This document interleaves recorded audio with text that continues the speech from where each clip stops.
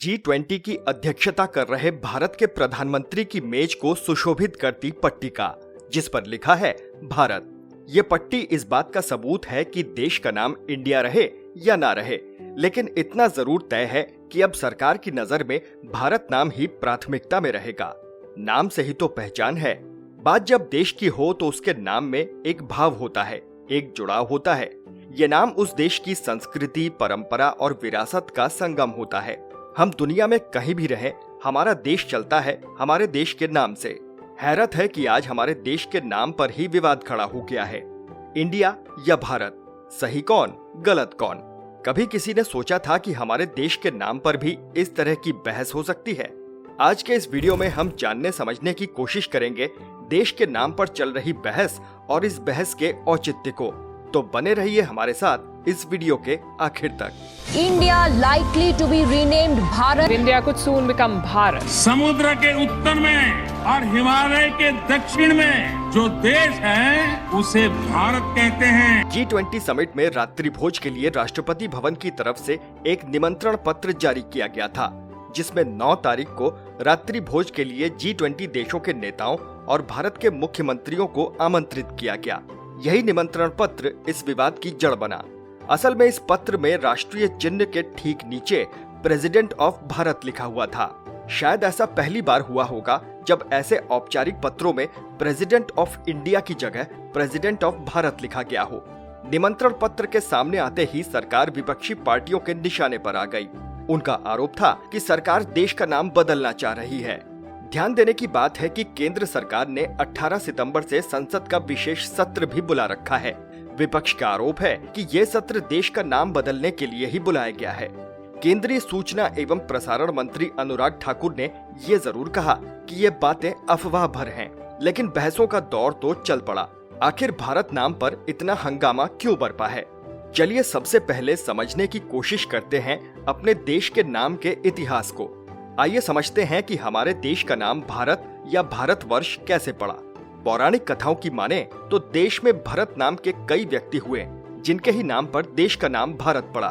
कालिदास रचित अभिज्ञान शकुंतलम में वर्णित है कि महाराजा दुष्यंत और महारानी शकुंतला के पुत्र भरत हुए।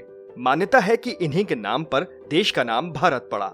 भरत नाम के एक चक्रवर्ती सम्राट भी हुए, जिन्हें चारों दिशाओं की भूमि का स्वामी कहा जाता था।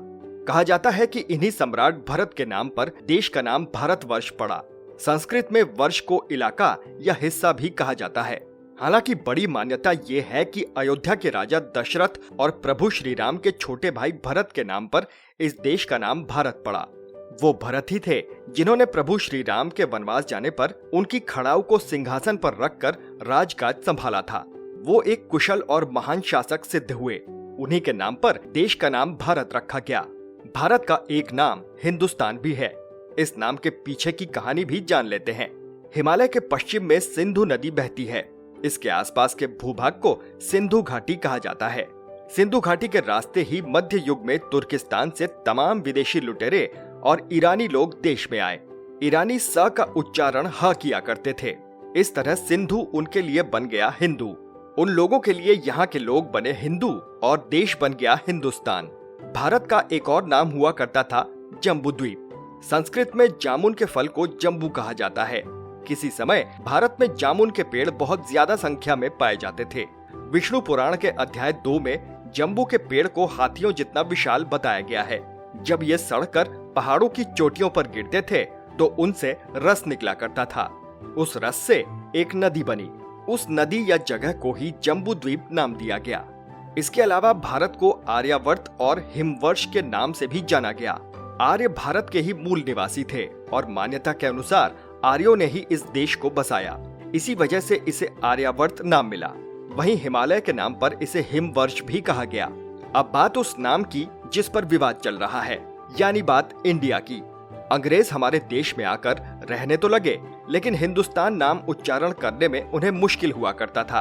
फिर उन्हें मालूम हुआ कि सिंधु घाटी का नाम इंडस वैली भी है।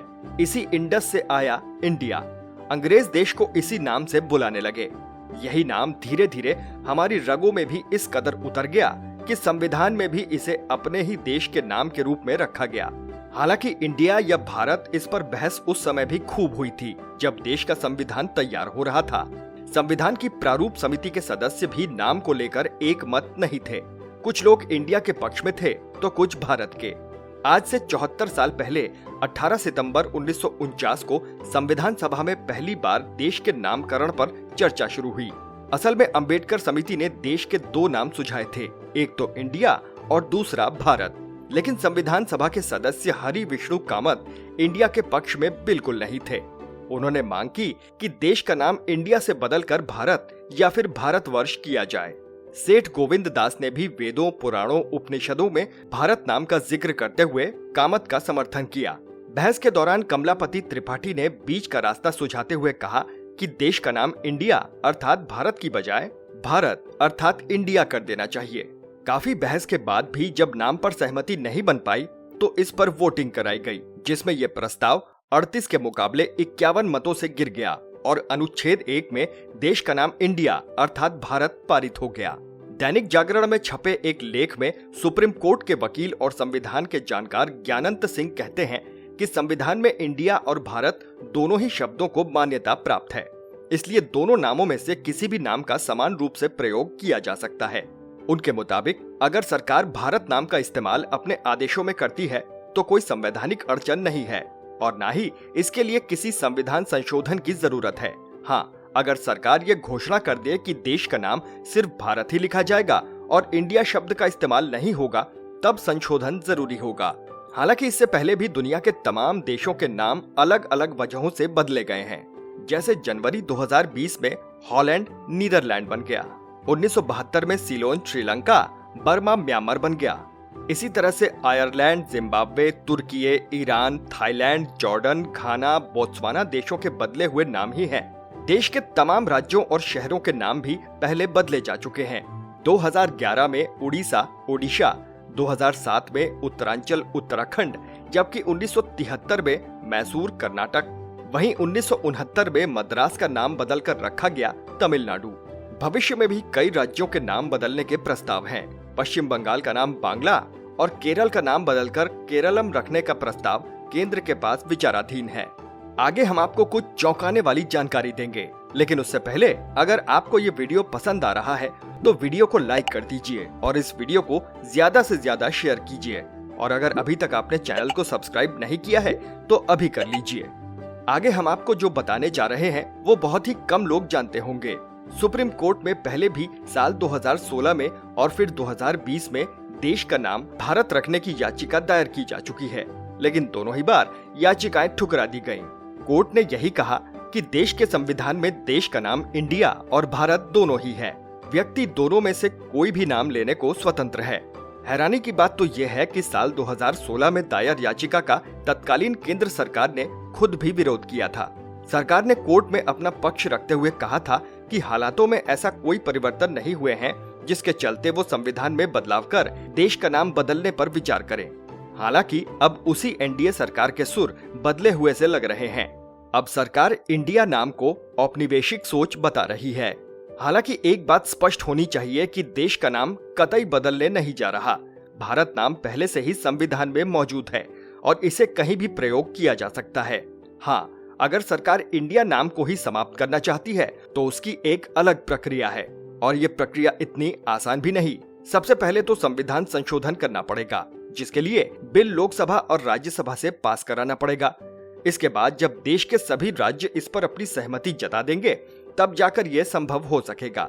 लेकिन बात यह है कि तमाम राज्य ऐसे हैं जहां भाजपा की सरकार नहीं है। ऐसे में राज्य इस पर मानेंगे, इसमें संदेह है। राज्यसभा सदस्य पी विल्सन कहते हैं, अगर सरकार इंडिया नाम को पूरी तरह लागू करती है तो उसे उन सभी कानूनों को भी बदलना पड़ेगा जिसमें इंडिया शब्द का उल्लेख है। ऐसे में यह काम बहुत मुश्किल होगा। भारतीय नोटों में भी इंडिया शब्द छपा होता है, तो क्या संविधान बदलने के बाद ये नोट भी लीगल टेंडर नहीं रह जाएंगे? कहीं देश को एक और नोटबंदी तो नहीं झेलनी पड़ेगी? नाम हटाने से ऐसे तमाम बदलाव देखने को मिलेंगे। नाम हटाने पर हजारों करोड़ का खर्चा भी होगा, लेकिन जो देश बिजली, सड़क, पानी, रोजगार सहित तमाम बुनियादी सुविधाओं की कमी से जूझ रहा हो, उसके लिए ये रकम बहुत बड़ी और ये खर्चा बेवजह भी लग सकता है। देश के वंचित वर्ग के लिए जैसा इंडिया वैसा भारत। केंद्र सरकार संसद का विशेष सत्र जरूर बुलाए, लेकिन एजेंडे को बताने में भला क्या हर्ज है। उसे विपक्षी दलों को भरोसे में लेना ही चाहिए। विपक्ष को भी चाहिए कि वह इस मुद्दे पर अधीर होने की बजाय तथ्यों पर बात करे। उसे ये समझना होगा कि देश की आत्मा इंडिया में नहीं बल्कि भारत में बसती है। बाकी विशेष सत्र में सारी बातों से पर्दा भी हट जाएगा।